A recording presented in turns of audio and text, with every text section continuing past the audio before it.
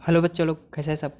देखो, पुराने वाले वीडियो में मैंने तुमको वो बताया था महाभारत को कैसे क्रॉस प्रोडक्ट का वहाँ कैसे यूज़ किया गया था, है ना। उसको मैं थोड़ा मतलब इजी वे में समझाने की कोशिश किया था। आई होप तुमको समझ आया होगा।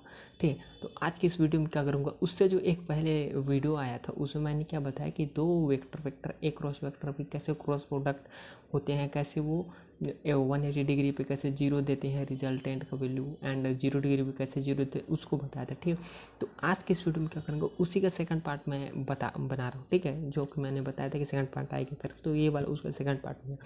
इसमें क्या है कि देखो, वेक्टर ए क्रॉस जो वेक्टर बी है ना, इसको हम राइट हैंड थंब रूल के थ्रू भी जान सकते हैं। कैसे जान सकते हैं, बात ये है ना।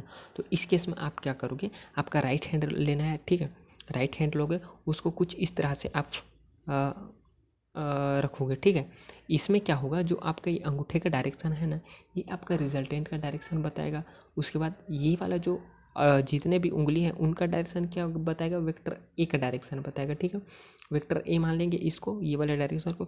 उसके बाद आप जैसे ही इसको ऐसे मूव करते हो तो फाइनली जो ये पोजीशन आता है ये आपको वेक्टर बी का डायरेक्शन बताएगा। ठीक है, तो इस केस में क्या होगा, जब आप वेक्टर ए से वेक्टर बी को एंटी क्लॉकवाइज मूव करते हुए आते हो तो आपको उस केस में क्या मिलता है, वो जो रिजल्टेंट का डायरेक्शन हो अपवर्ड, वो नॉर्मली वर्टिकली अपवर्ड डायरेक्शन की ओर मिलता है।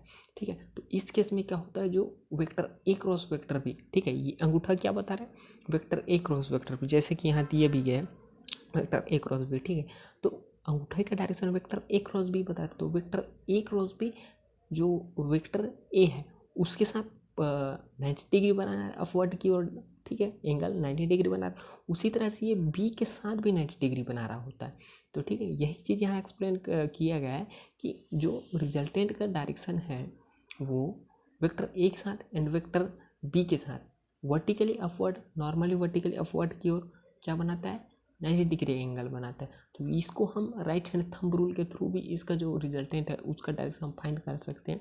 अब देखो, इसका बहुत सारा मेथड है, उसमें से एक मेथड ये भी है राइट हैंड थंब रूल। ठीक है, अब अगर हम यहीं ऐसा कर दें, बी से ए की ओर जाएंगे तब भी क्या यही डायरेक्शन रहेगा, नहीं, तब ये डायरेक्शन नहीं होगा। अगर बी से ए की ओर जाते हैं तो इसका जो रिजल्टेंट रहेगा कुछ इस तरह से नीचे की ओर आएगा। ठीक है, क्योंकि ये बी से ए की ओर जा रहा होता है। तो यही यहाँ बताने की कोशिश किया है। इसका जो सेकंड वीडियो आएगा ना, उसमें मैं इसका और थोड़ा अच्छा से एक्सप्लेन करूँगा। ठीक है, उसमें कैसे minus B cross A vector A cross B के बराबर होता है। ठीक है, तो आई होप तुमको ये वीडियो समझ आया होगा।